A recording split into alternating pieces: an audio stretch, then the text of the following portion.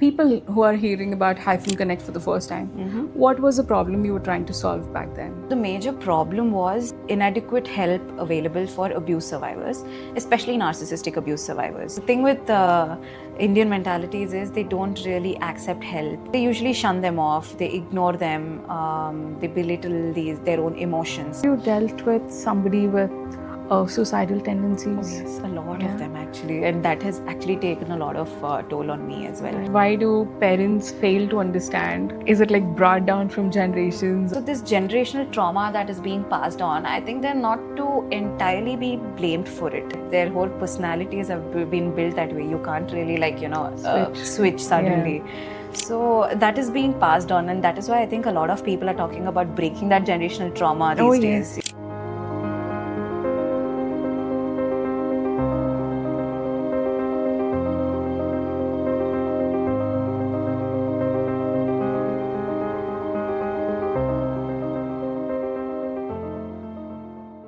Welcome back to Beyond the Title, a podcast where we go beyond the achievements and designations into the stories and struggles that truly define a person. On today's episode of Beyond the Title, our guest is someone who enjoys bringing people together, creating meaningful connections, and also building communities that create real impact. Through initiatives like Hyphen Connect and Room Zero Experience, she is redefining the way people network, collaborate, and grow, not just professionally, but also personally. Yogitha, hi. Welcome to Beyond the Title. Thank you so much for having me, We have Aashritha. Yogitha, the founder of Hyphen Connect and Room Zero Experience with us today. So before we dive into everything beautiful that you're creating, I'd like to spend some minutes, trying to understand the journey that brought you here. So beyond the title of entrepreneur and founder, what is Yogitha?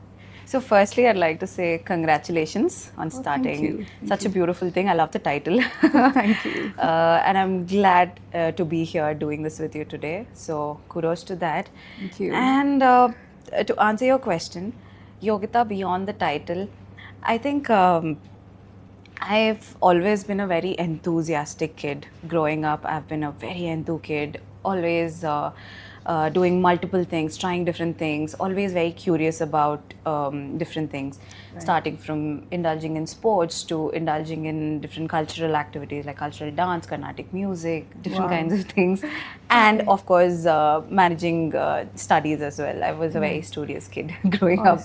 So that has always been me, very curious, very generous, I guess, because I'd like to give back to the society. That's beautiful. Got it from my dad. Oh, yes. So I believe that whatever you make, a part of it should go back to the society in some form or the other. So I think I'd like to believe that's been me beyond the title. So your dad does have a lot of impact on you, your personality and stuff. He does. I think majority of my personality came from that. He's my inspiration. Like if somebody asks me what's the purpose of your life, I say my dad. Awesome. I'm my dad's girl too. Okay. I take after my dad like a lot. Lovely. Like he's been the biggest inspiration, and anything I want to do, as stupid as it sounds, he'll be like, go for it. I feel you. So yeah, I've been a dad's girl all along. Lovely. If someone knows nothing about you, has met you today, what would you like them to know about you? I'd first like them to know that I'm an entrepreneur. Right. I think I've become a very private person lately. Before they getting to know me, I would like to get to know them. And then maybe I give more access to them. That's how I've become, maybe through the years, through my experiences. So I think, I would like for them to know that I'm an entrepreneur and I am a very kind and friendly person to begin lovely. with. Too good. So you enjoy bringing people together, right? So that's what you've been doing lately. So when did it start? Like, was it since your childhood or? No, not at all. So as a child, I was an introvert. I was not comfortable mingling with a lot of people. I come from a political family, so there's always used to be a lot of people at home. Right. And I used to escape from it. I used to be in my own cocoon, in my own room, not come out of it, because it was very awkward for me to come out. I don't know what to talk. Even at family functions, I come from a very big family. So there's always some other occasion conversation happening around, a lot of relatives coming over. So I was never comfortable being put in a situation where I always have to talk to people, mingle and everything. But I think something switched when I got into ISB. That's where the major switch happened, and I was forced to come out of my comfort zone to try and mingle with people, because the main reason of being at ISB is networking, is to get to know people. Yes. That changed for me when I was in, like, I've always been an introverted person, like, whole my life. I didn't really have a lot of friends growing up. Like, I preferred that way. I was like married to my books all the time. So summer holidays, people, all the kids usually go, you know, enjoy, go to cousins' place, friends' place. I used to just sit down with the next year's books, academic books. That's like the most boring way to, you know, start off your summer holidays. We were the nerds then. Oh yeah. But when I joined IBS, like, from ISB, people are, you know, they get confused. But I did it from IBS. Right. So there was a lot of exposure, you know, towards different kind of people. I know. A lot of people from outside of Hyderabad. Oh yeah. Yeah. So it was so good. The environment was so good. I came out of my comfort place too. Like, I wanted to know more things. I had an opportunity to go abroad, but I preferred staying here. But even that was a really good exposure. Correct, it was. I was forced to get out of the comfort zone somehow. I think we're very similar in this manner. Like, even I had an opportunity to go outside, even my sister did. But I didn't. I chose to stay here closer to my parents, and whatever I wanted to do it here. So I think, like you said, once we've got pushed out of that comfort zone, that is where the actual growth happened. Exactly. I pushed my horizons, I met new people. I didn't know at first what to talk, because they were all very acclaimed, came from different walks of life, they were professionals, and I felt like a nobody. But eventually, when I started hosting people, I used to, I took up a studio space at ISB. So I used to have people over. I started with small batches of people, where I used to have them over maybe for dinner or lunch, and we used to have a little chat about life and, you know, career and everything. And that is where the little switch came. Eventually, towards the end of the year, I started hosting bigger numbers. And then I realized this is something I actually like doing. So that's where it all started. Okay. Yeah. Perfect. For people who are hearing about Hyphen Connect for the first time, what was the problem you were trying to solve back then? So the major problem was inadequate help available for abuse survivors, especially narcissistic abuse survivors. There was close to none. Like, even if somebody needed help really desperately, they had to look for narcissistic abuse coaches online and get help elsewhere. Because people who haven't dealt with it, they don't know what it feels like. Yeah. So you might run to your friends. They wouldn't know what it feels like. They wouldn't know what you're going through. It's a very complicated topic to deal with. So it's not something you can be with or go away from. Exactly. That's how living with a narcissist feels like. Exactly. So I've been faced with a lot of narcissism at the workplace, at ISB, and otherwise also. And that's when I realized, when I started talking to people about it, I realized there's a lot of it's very prevalent around me. There's a lot of people suffering with it, and they don't usually even realize that they're dealing with a narcissist. And back when you started, I don't think there was enough awareness. Not at all. Not even to the word called narcissist. Exactly. So that is what I was trying to do. I was trying to shed some light on what narcissism is and what they're dealing with. And when I started talking about it online, a lot of people came to me saying, okay, now I realize that, you know, the people that I'm dealing with are narcissists. Like, they can be prevalent anywhere, not just in partners, in peers, in families, parents, anywhere. So a lot of people actually realized what they were doing, what they were dealing with, and they came out of it. So I think that awareness was what I was trying to bring up with what I created. Yeah. So how was the team like? Like, were you doing it all by yourself, or did you have anybody supporting you through this? So initially it was just me. I pitched the idea with my sister. And she was immediately on board with it. She started heading the legal team. So initially we started bringing more teams in like a team of therapists, a team of doctors, a team of lawyers.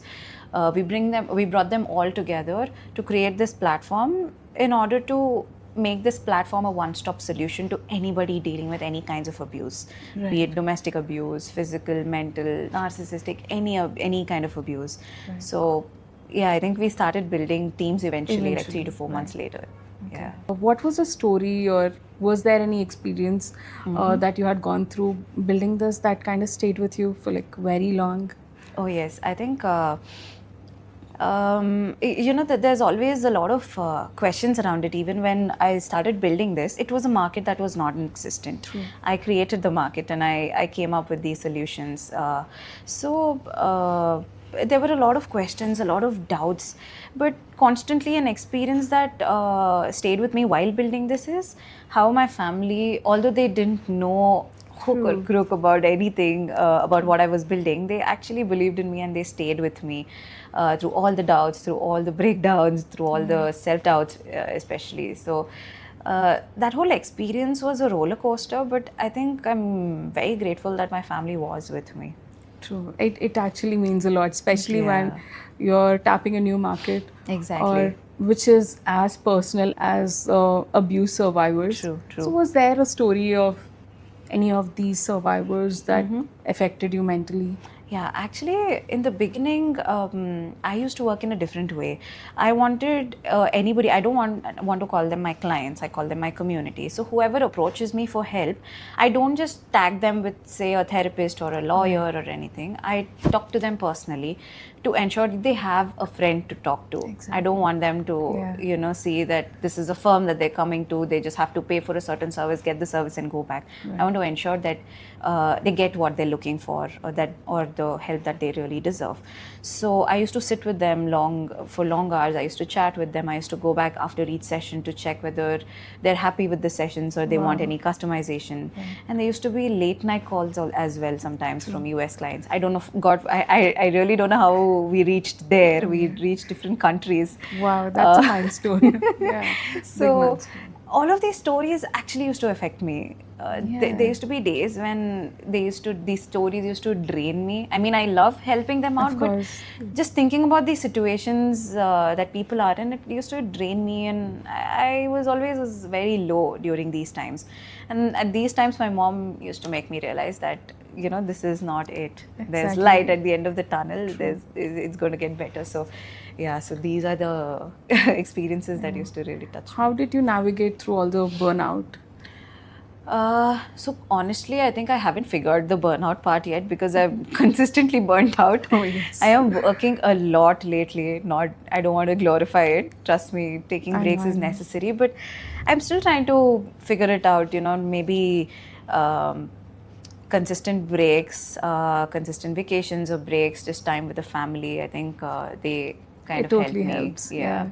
So was there a point when you actually realized, yes, this idea has real potential? Because back then it was very new, when no awareness and stuff. So when was it that you realized this had potential? So when I, without any marketing at all, we reached different parts of the country. Right. Like really parts like Assam, Tripura. Oh, wow. Exactly. I don't know how people got to know about us, but I think word of mouth does do a lot. So a lot of my clients, they started, once they really got the help that they needed, they started talking about it with their communities, with their friends, and that's how we spread. And from there, we started getting calls and everything. So that's when I realized, without any marketing, when an idea is reaching people that are target customers, if I may, I believe that this really has potential because people are really in need of such kind of help. Right. Did you ever doubt it? A lot of times. Almost every day I used to doubt it. Especially, I had very close peers who used to instill this doubt in me, saying it's not a money-making machine, you have to have something else. I'm like, I know this is a business at the end of the day, but the intention was never. It was not really to make money. It was to help people. And they were constantly like, you're not thinking straight, it will not sustain, which makes sense. But I really believed in the idea, especially when clients used to come back and tell me how much I'm helping them. So I never really gave up on it. It felt like, giving up on Hyphen is like giving up on myself and a lot of people like me who really needed help at some point. So yeah. Wow, beautiful. Thank So you. how do you do it? Like, suppose a person approaches you as a customer. Right. Like, what are the steps that... Right. So initially it was different because we hadn't built those systems yet. But now it's different. So initially the system was they approach me, I kind of talk to them about their situation, try and understand them. And because we didn't have any platform to showcase our, the profiles of our professionals, I knew them personally. So according to the knowledge that I receive or the information that I receive from the client, I know who to tag the client to, which professional to tag him or her with. So I used to sit down with the client for long hours, understand the situation, and then tag them with the professional. And after each session that they take, we used to customize it if they need any other changes to be done. And then we sit after the session as well. We have a good chat of whether this is helping and everything. So more of a feedback thing. Correct. Feedback mechanism. So right now it's automated. They have a platform. They can book their sessions and everything. Yeah. So you mentioned there are therapists and doctors, right? So is it beyond just the mental well-being? Is it also about physical health and stuff? So physical health, we haven't yet tapped into it as yet, but we sure have a plan to in the future.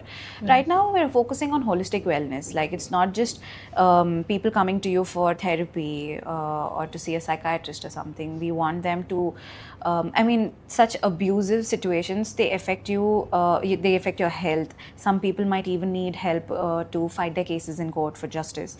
So we have a holistic approach towards this. Like we don't just provide therapy sessions. We want them to have a very comprehensive kind of solution where we can have professionals from each vertical sitting together and giving them a holistic approach. Like, this is how you take care of your health while fighting your case in court, and simultaneously you take your mental health sessions. So, I haven't heard of something like that before. Yeah, so that's because I don't want people to run in different directions, to sort this situation. Like they have to search for lawyers, and they don't get enough help there either. They don't know where to go. They don't know how to, fight their case and everything.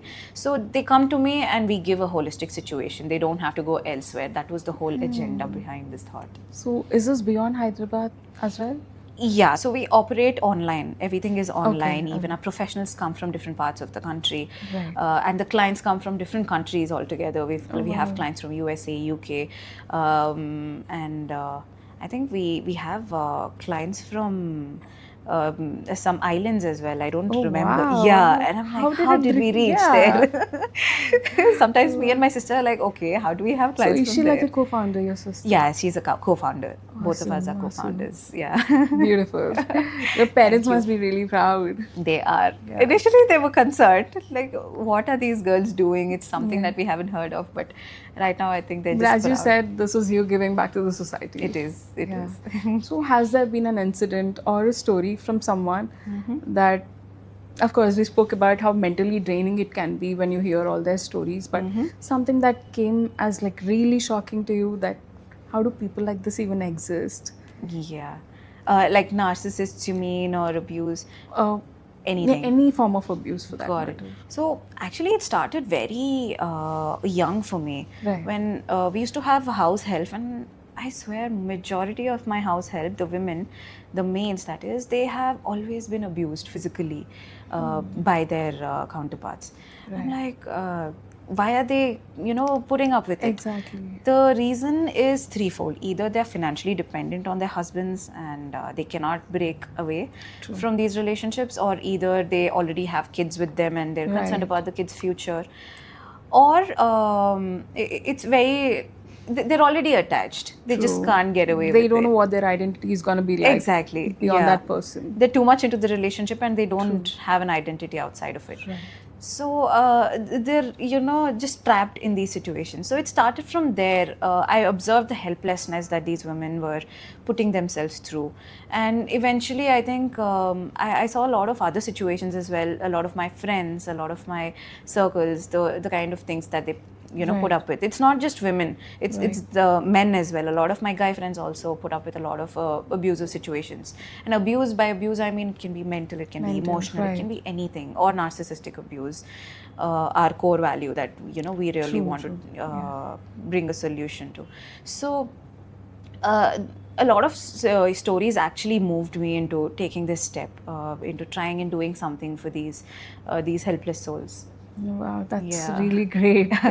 Really great. Yeah. Thank you. So even like currently, when you started, it was more about the narcissistic abuse. What are the current problems you see are recurring these days? Okay, so right now I think a lot of clients that I have are actually facing problems with the parents. They want to break away, they want to move away and have a no contact and everything. A lot of narcissism in parents as well, and a couple more at the workplace as well, like managers being narcissists, and they can't really do anything exactly about that. yeah, they just have to work and the credit goes to the managers and their work is not really visible. A lot of such cases as well, and people are just dealing with a lot of depression and anxiety and whatnot because of these situations. So I think a lot of these abusive cases are arising from workplace and houses as well. Not just partners. What are the early signs of depression that you notice from your clients, patients, or? So actually they don't really, the thing with Indian mentalities is they don't really accept help when they observe these initial symptoms or signs, they usually shun them off, they ignore them, they belittle their own emotions, and these are the early signs, when you lost your identity, you just don't know what you want or who you are anymore. So most of my clients, they ignore these and they don't come and ask for help, or they think even they need help until these signs have aggravated threefold, and then they're like, okay, I'm unable to do with this, I just desperately need help, and they come with an approach that, okay, I'll take 1 session or 2 sessions, I need to get done with it. They're not patient with themselves, so they don't come at when they observe these early signs. They come way later when things are way out of hand. Exactly. Have you dealt with somebody with suicidal tendencies? Oh yes, a lot of them actually, and that has actually taken a lot of toll on me as well. A couple of teenage girls actually who approached saying, that I've been cheated on and I want to end my life. And I used to sit them down and be like, listen, this is not your life. This is not the end of your life. Exactly. This is not what your parents have, brought you up for. Exactly. So it's very sad seeing these little girls and boys, once they're faced with something, they don't have the courage to stand up for it or fight it. In the first instance is to end their life. So a lot of such situations. Even now, married women for that matter, married women and a married man as well that I've spoken to, he was in constant pressure about I think some dowry issues or something from his in-laws, and he wanted to end his life. So a lot of people who are going through these suicidal tendencies have come to me. Like there are a lot of laws that guard or that protect women. Do you think there should be laws like that for men as well? They should. And if yes, what laws are should be made mandatory for men? I think when it comes to the legal side, my sister will be able to answer perfectly. I am not very well versed with it, but I think although there are laws protecting women, although very adequate, there's close to none protecting the men's rights. There's nobody to believe a man at the first instance like they believe the women. Like when a woman, let's take a reference, maybe an example where the man is exploited but the woman victimizes herself. There's not enough laws, and there's nobody who can believe or trust the man and take his word. So I think laws that can allow the man actually make his case, and somebody who can actually take that into account. Actually. So I think that will come a long way. This is such a beautiful journey with Hyphen Connect and really great initiatives. Thank you so much. So let's talk about Room Zero now. Where did the name come from? It's very intriguing. So it's a very funny story actually. So me with my 2 partners, we were randomly sitting, we were having a girls' night, we were, just some Netflix cooking, and so we just wanted to come up with a supper club. Actually, Room Zero started as a supper club. Oh yes, Yeah, yes, as I an remember. Indian supper club, Right. celebrating Indian cuisines, all states and everything. So our thought behind naming it Room Zero was we wanted this room to never exist again after the night has passed. A room zero. Okay. It does not. A room zero does not exist in any certain place, and it does not we don't repeat our locations. We don't repeat our experiences every episode. Right. So that's the very random thought that went behind calling it Room Zero. Actually, we've had other alternatives as well, like untitled or something else. Nice. But I think Room Zero worked is in our like favor. very catchy. Yeah. It's really catchy and intriguing. Yeah. So that kind of inspired you to start. So it's basically like a supper club. So started off like a supper we started off as a supper club to celebrate everything Indian, be it Indian food, sometimes Indian culture, dance, music, everything else takes the center stage. Right. But we started it for very intimate numbers, say 10 to 12 members, and now we've eventually found our niche. I like to believe we found our niche, and we started hosting very culturally forward episodes for a larger group of people. Right. We host people coming from different walks of life, from different age groups. We're very glad to say that we host people above 70 years of age as well. Wow. Yeah, Beautiful. like we're grateful that we're very happy, very glad that we created a space in Hyderabad where people from different walks of life and different age groups can come down to take a pause, breathe in, and celebrate what was.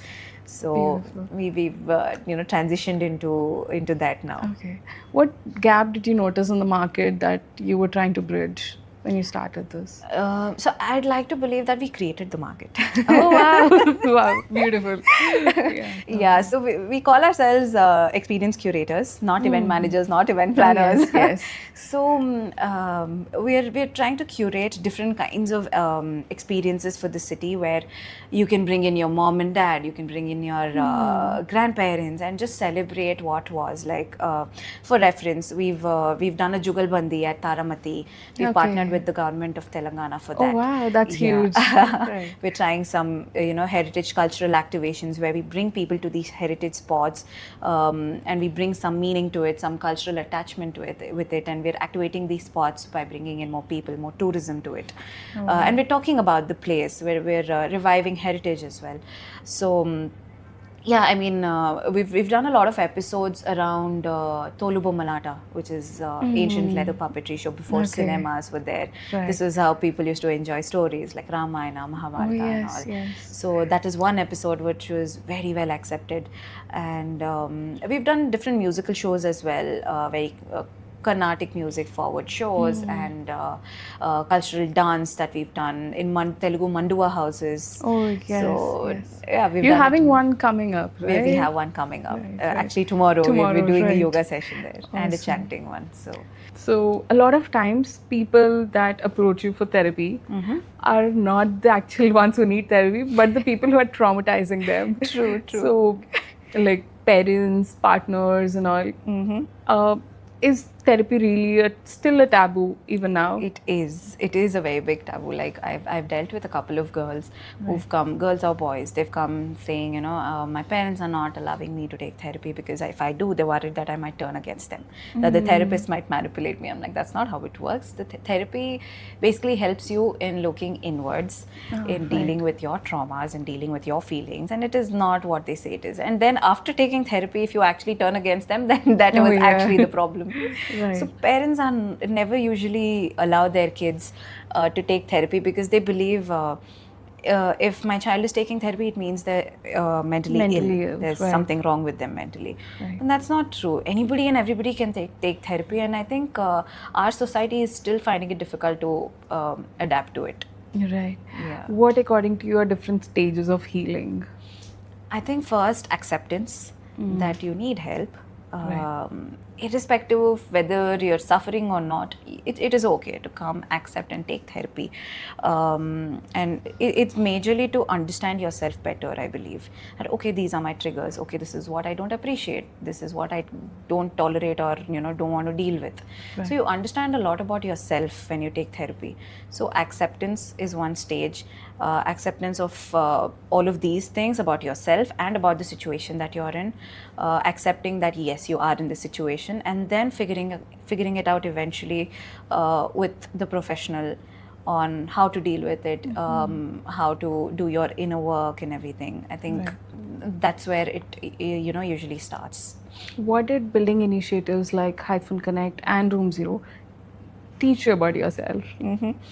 So I came to realize that I am someone who does not give up. If I really set my mind and heart to something, I do not give up. I become dangerously stubborn at times. That's a good trait. Yeah. I hope so. Sometimes my mom says it's okay. When something doesn't happen, maybe something else is waiting for you and you need to let it go and accept it. But I don't know, I'm just like onto it. I need for it to happen. So it becomes a little toxic sometimes. But I realize that I am someone who does not give up, and I've developed a lot of patience because of out of being an entrepreneur. Right. Because if there's anything that I learned from entrepreneurship, it's that Rome wasn't built in a day, but will definitely burn down in a day. Oh yes. Oh yes. So a lot of patience with whatever I'm building. It takes building teams, searching for the talent, searching, marketing, a lot of things. And I think when we're doing it in a very new market, it takes a lot. You're figuring it out. You're doing it. You're doing a 0 to 1. You're not building from 1, right? So it takes a lot of facing a lot of hardships, a lot of challenges, a lot of hurdles, and still staying there. So I believe that I have developed that kind of no giving up attitude. That's beautiful. Yeah. That's a very important trait for any founder. True. Yeah. Yeah. So both these startups, both these initiatives are very people oriented. Correct. So what did they teach you about human connection? About human connection, I believe when I dealt with people across these two firms, I came to realize that all people are looking for is that connection. All they crave is to feel seen, Right. to feel heard, to just be understood by someone, even if it just can be one person. Yeah. It can be either your mom, your dad, your partner, your friend, anything, but just to feel seen and heard and to be understood is what people are craving for. And Very basic necessities. very basic. And Yeah. that kind of human connection is what we're trying to nurture via these two. Have there been, of course, there have been moments of self-doubt and stuff. How do you navigate through these? Thank you so much for that question, because initially I didn't know how to navigate through it. All I used to do is run to my mom, have a good cry, and come back assuming That I'm mostly works all the time. Exactly. Yeah. And my mom's like, listen, this is what you've done. Do you realize? Just look back, take a pause. Exactly. Because I am someone who gets worked up. Like, okay, let's say one is done. I am always looking for another. What's next? What's next? What's next? So I fail to take a pause. That is what I'm trying to work on right now. So my mom kind of brings that balance for me, where she actually creates that pause for me to like look behind. What have you done? It's not easy for you to have done that. Even when I did not support you, you have actually managed to convince me and actually prove me wrong. So it's not easy to do that. You've achieved so much. I think you can go ahead. So that was my coping mechanism initially. But after that, I think 3 or 4 months into Hyphen Connect, I've had this one client. His name is Autisman. He's from Tripura. Oh, wow. And he just randomly calls me one night, I think around 11 o'clock. And he's like, Yogitha, I just wanted to tell you something. This is not about me. I did not call you to discuss about me again. I just wanted to convey something. And I'm like, okay, shoot. Yeah. And he's like, do you realize what you've done? And I was concerned. I was like, okay, did something go wrong? Because this is people's lives that I'm dealing Middle of with. the night, somebody calls you. And he's like, okay, I have the saying where when people throw bricks at you, you should not be offended by it. I don't know the exact saying, but this is Right. what he's explained, and it's been years that he's done it. I think in 2022, I've noted it in my notes that night. I have the Wow. date as well. Beautiful. So he's like, when people throw bricks at you, you should collect them and build a house for yourself.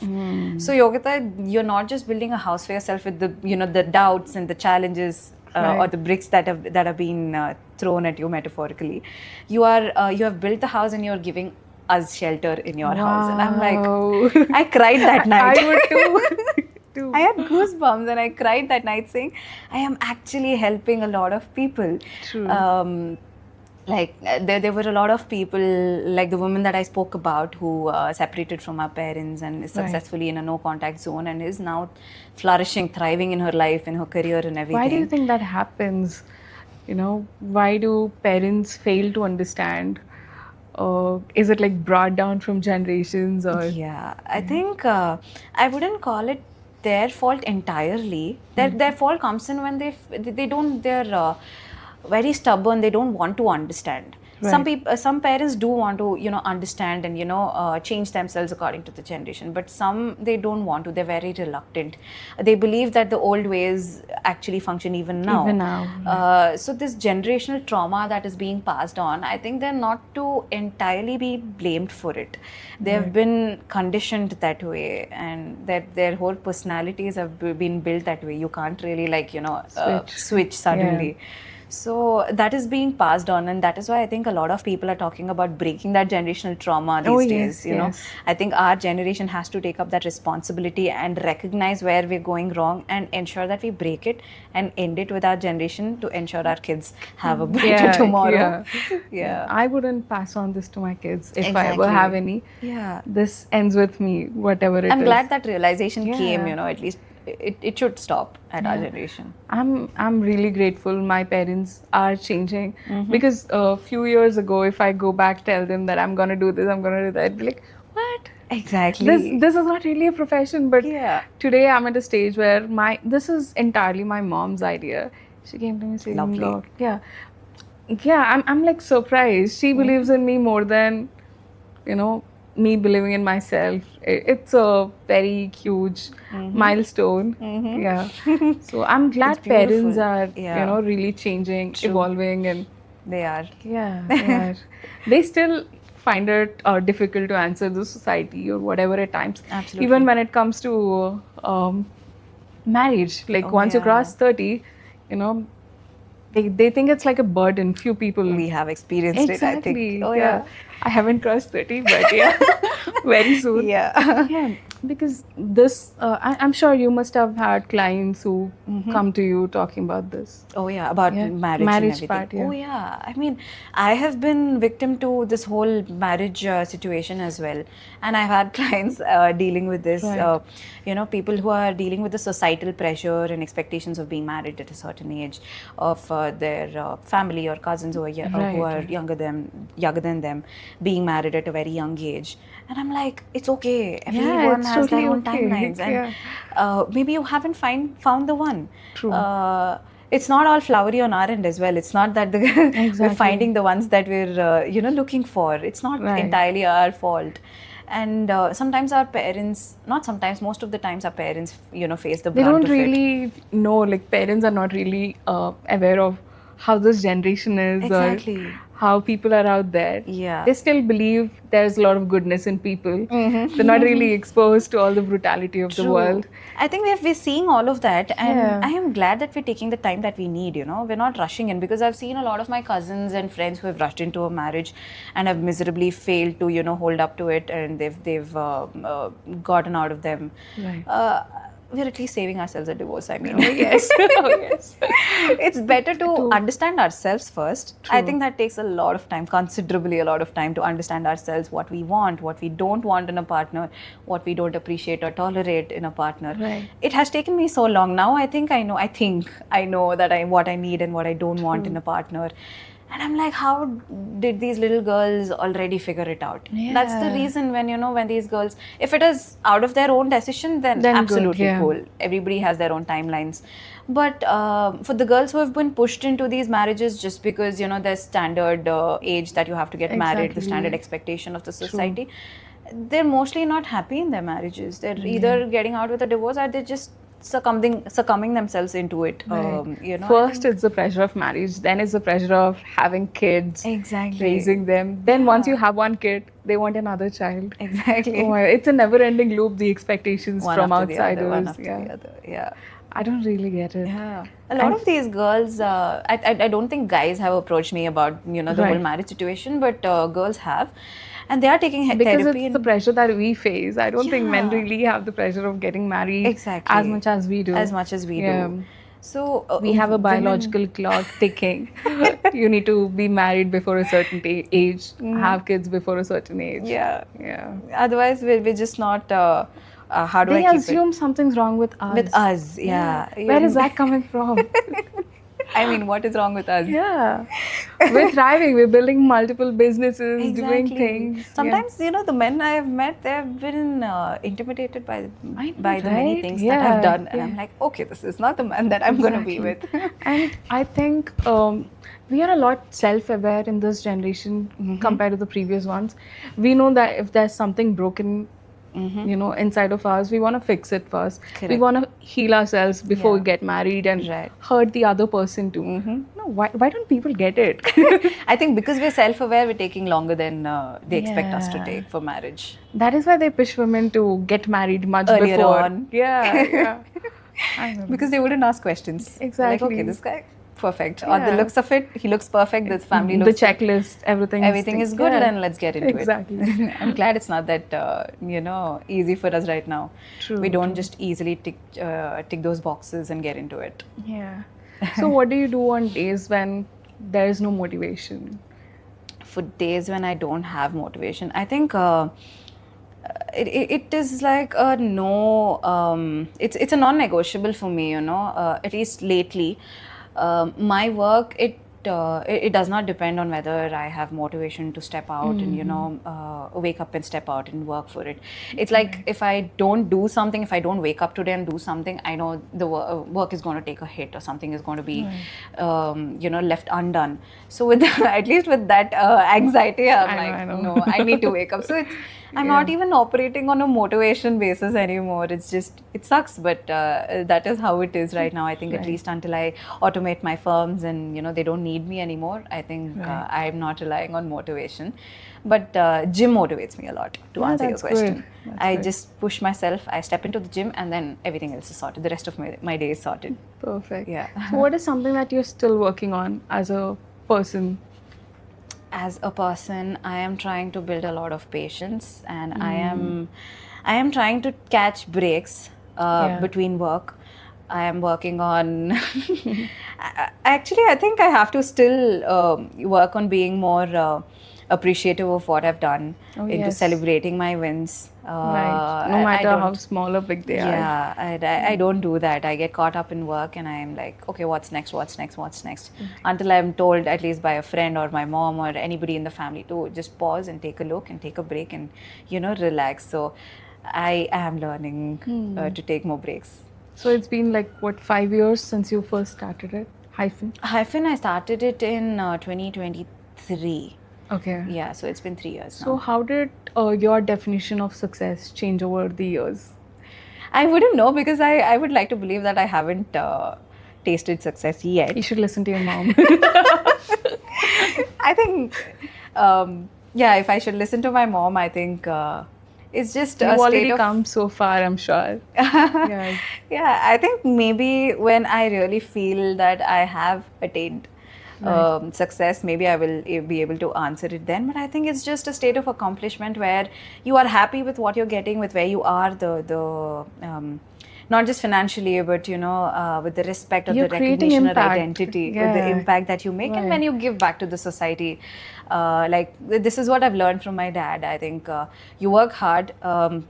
You build an empire for yourself, you're self-sustained, and you give back to the society. I think when I am in a stage to do that, I will be able to say that, yes, I am successful. Yeah. What's a piece of advice you'd like to give to someone who has a very powerful idea but is afraid to start? Start. just start. Just start. I mean, I've done that. I Yeah. did not, when I started Hyphen or Room Zero, we did not have a solid business model or we did not have a team. I think I just started it and then I started building everything. So just start. Started Right. scared, started anxious, just Anxious, started. right. Yeah. What's that one belief that you strongly hold, but a lot of people would disagree with? Uh, to begin with, I think I immediately thought of Hyphen when you asked that. When I started Hyphen, a lot of people doubted in me, doubted in the idea that there's no money in the mental health Right. space or market. But I'd like to believe otherwise. Although I'm not looking to make big money out of this, I think there's a lot of scope and a lot of potential to this whole space, Right. because everybody needs help. Everybody needs that space where they can, work through their traumas, work through their triggers and everything. I think it has a great potential. So that belief actually ensured that I did not give up on Hyphen, because it Right. felt like at some point if I give up on Hyphen, I'm giving up on myself. Yourself, right. So that belief is what I held on to, and that keeps me Right. going. So, if you could solve any problem currently, even if that's beyond Hyphen or Room Zero, is there any problem that you'd love to solve through your work?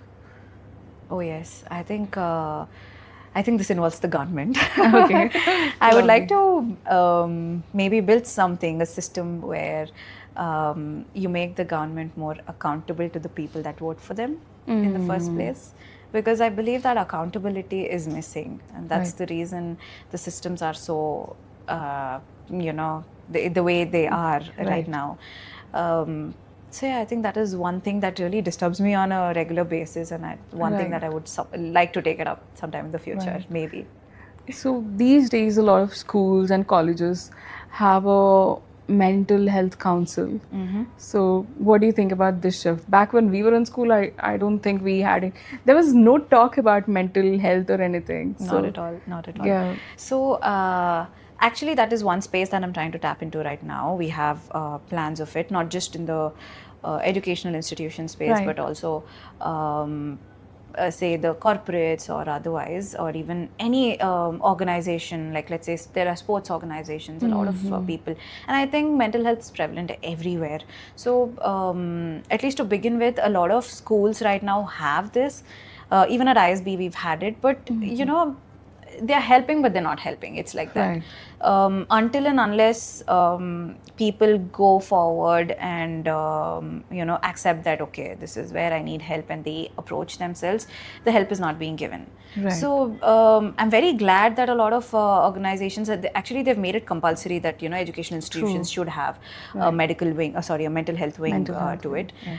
But I believe it has to be more effectively implemented, I believe. Right. Because I probably never went,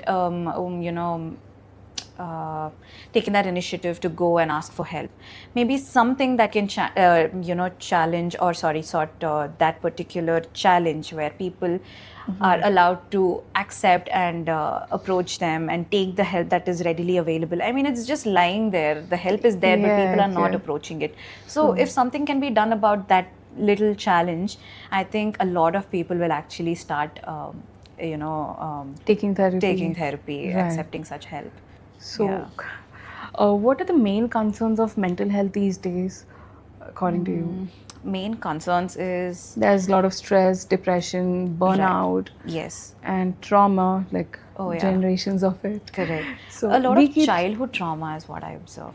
A lot of experiences that they've had in childhood that they weren't able to process. These are being projected onto their future relationships with their friends, with their peers, partners, etc. So, I think childhood trauma is one major thing that is affecting a lot of things when people grow Right. up. I mean, it's projecting like stress and depression and whatnot. It can be Anxiety. anxiety, Right. a lot of things. But I think if you understand your own triggers and sit with it and work on it, I think a lot of mental health issues will be taken care of. So, on an average, how many sessions of therapy does a person dealing with, let's just say, very surface level mental concerns. Let's not talk about the suicidal tendency ones, but somebody who's just started facing mental health concerns. Understood. How many sessions of therapy do they typically So need? it's variable. We don't usually suggest a set number of sessions for any particular person, because it very largely depends on what they're going through, their whole situation, what their traumas were. So I think the first couple of sessions usually only go into the therapist trying to understand the whole situation, And them or speaking them out loud about speaking that. out, exactly. So sometimes, you know, there were clients that came up to me and they were like, it's not helping, it's just me talking. Right, Most of right. the time there's no help being given from the therapist's end, and I'm like, it takes time, because you're trying to solve all these years of trauma, right. triggers and everything. So for the therapist to understand you in 1 hour session is not easy. So first couple of sessions, usually the deeper you go, the better the help that you know receive towards the latter sessions. So Right. initially you have to be patient in making the therapist understand where you come from, the situations that you've been brought up in, your family, your peers, everything about yourself. So And this opening up to a stranger definitely takes a lot. it definitely takes a lot. You have to come out of that comfort zone. I Right. mean, even for me, I was not ready for it. I was definitely not comfortable sharing everything about me. Exactly. I was very vulnerable. You talk about your inner demons to somebody that you don't Exactly. even know. Yeah. And it takes courage to do that, to be Exactly. honest. But once you do that and you actually keep pushing through it, even through all the times that you were uncomfortable and you didn't want to do it, I think later on, when you're patient with yourself, eventually Right. you Taking will. that first step Exactly. is all that. And then eventually matters. you find yourself looking forward to these sessions. You're like, okay, you're getting back to your friend who's not judging you for your decisions or Exactly. anything. I just want to, like, you know, have a chat, share everything that has gone by in the week and get some solutions to it. So it's something you look forward to when you are patient with yourself through these initial sessions. Right. What do you think is the price of ambition nobody talks about? It's the time that you actually lose spending time with your family. I mean, there are times when my mom or my dad usually call me and they're like, why don't we go on a vacation? It's been a while. Or why don't we just Right. go out, go do some shopping or for a dinner? And I'm Especially like, when they no. stay up so late in the night Exactly. for you to come back. Exactly. Spend a few minutes with them. Yeah. But, I'm very emotional about all of these things, especially when I'm like, I turn them down and I'm like, okay, rain check, I won't be able to make it. It hurts, but I'm like, this is the price we have to pay because Right. we're building this. They understand, but it's sad. Maybe hopefully I will be able to make it up to Yeah. them. It's all the time lost. for them. Exactly. Yeah. What is a failure that you're grateful for? I think I'm grateful for all of the failures, to be honest, not one or two.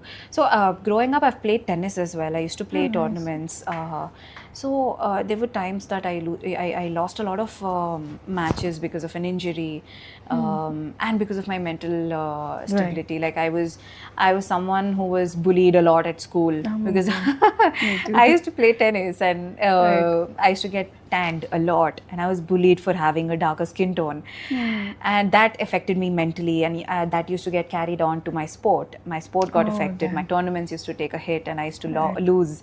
So you know, those losses taught me more than anything else. You know. I think I derive most of my personality from that sport. That sport has really given me a lot.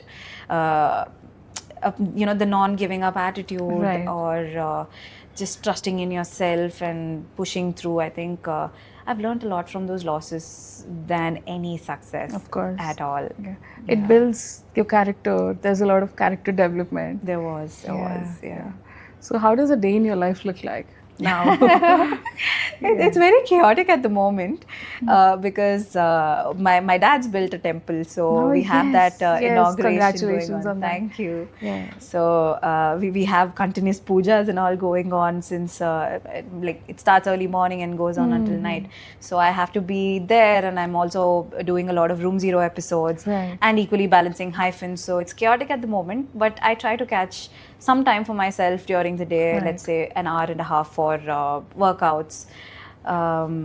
Yeah, I think it's just like that. I just manage to hit the gym at any given point in the day whenever I find the time. So that's Are you pretty like a much. spiritual person? I am. You are. Initially, I was not, but I believe a lot in Lord Shiva. and I have become very spiritual. I'm sure especially. some incident drove you to that. Yeah. When it's Shiva, it's always that one moment where you completely lose everything in Exactly. yourself. Yeah. Yeah. I mean, career-wise also, I've lost it. Like, even when it comes to marriage and everything, the kind of societal pressure there is.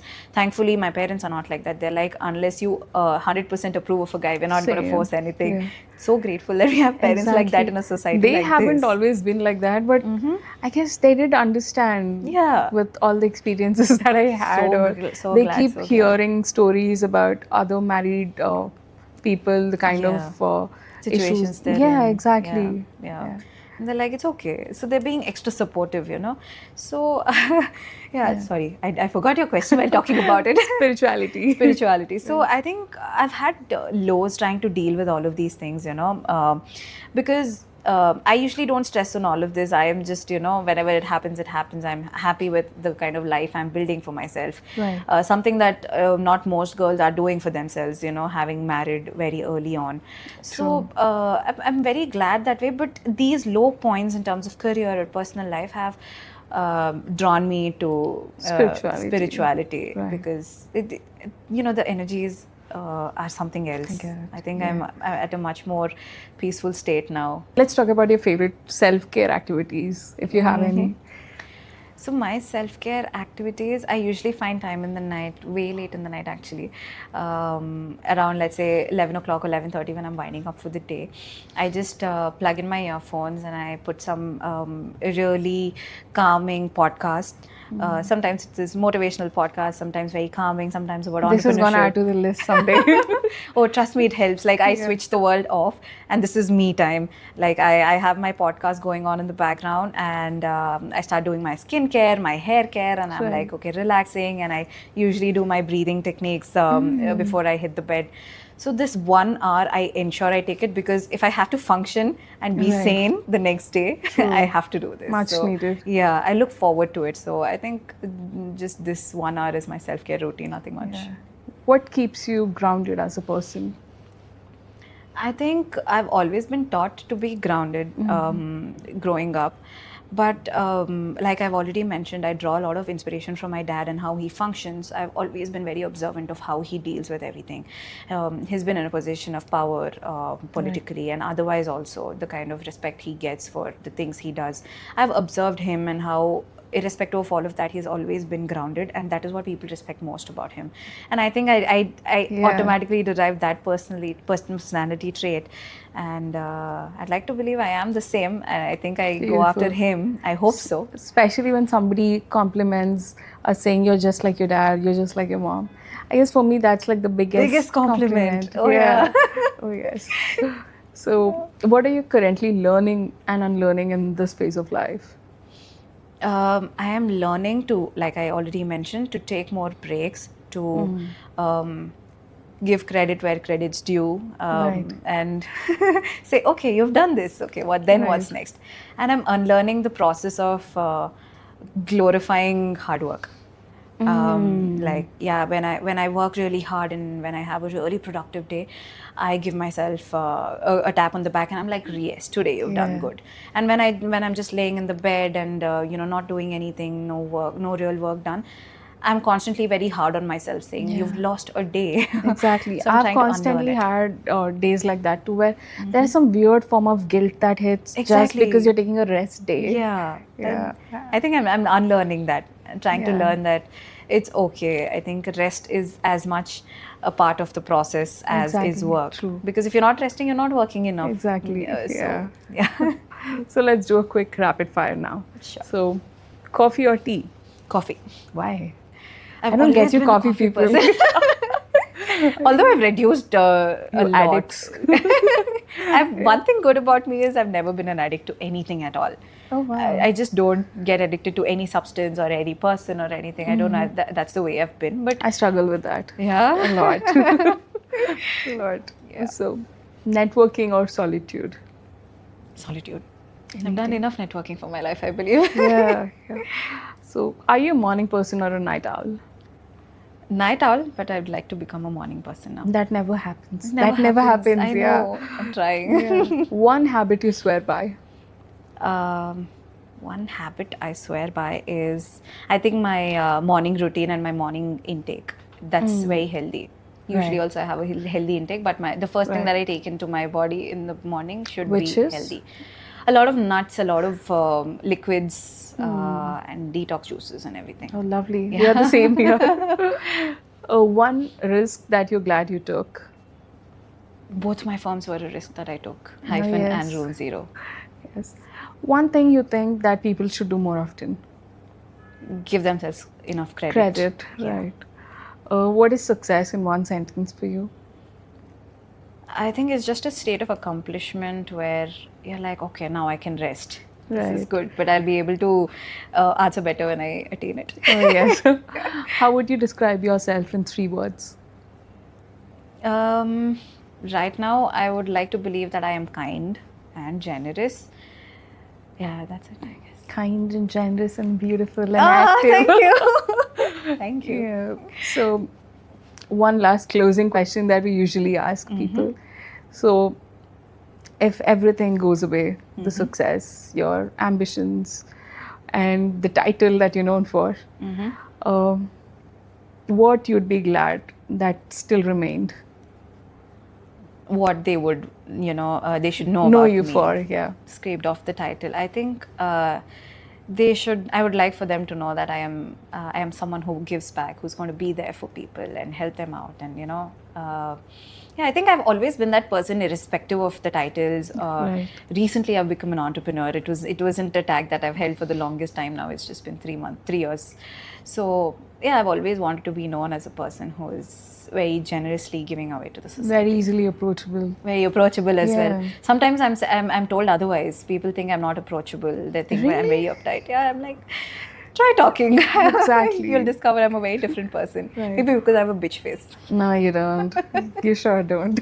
I never thought of you that way. Like, as I was telling you earlier, I thought of a female entrepreneur that I wanted to start this podcast with. Ah, I thought of you. I'm glad at least we connected now. Oh, yes. That was long due. Long due. So that was Yogitha Rao today on Beyond the Title. So it was a great conversation about mental health, all the beautiful curated experiences that you're building. Thank you. So glad you came here and thank you for your time. Thank you so much, Aashritha. Very glad to be here doing this. It's been a while, but I think I'm just glad It was that I'm natural. doing with you. This It was natural, very exactly. organic. Yeah. Thank you so much. Thank you very much.